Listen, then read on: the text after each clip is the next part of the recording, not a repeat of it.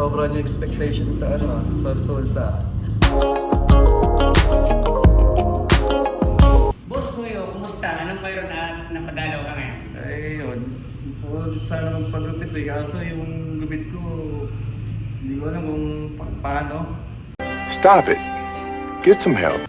Kaya hingi sana ako ng idea sa'yo eh. May idea ka ba kunyari? Taper ka, babaskat ka. Ito dati, taper na yung taper lang na natural lang. Kaso mas gusto ko yung iba naman, bago naman. Baskat. Siguro ko yung basket. Ayaw mo at gusto mo sa buhok mo ngayon? Ayaw kasi yung ang bilis niya kumapal dito kaya gusto ko yung high talaga yung Yung gilid. yung gilid niya.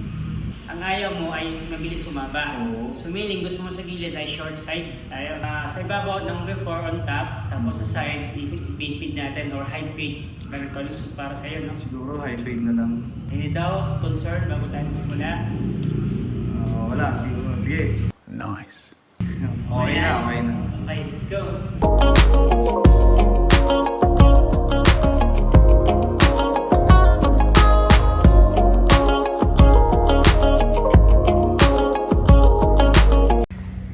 The moment of truth.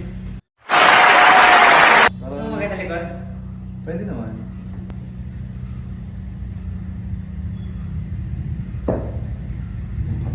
Bila.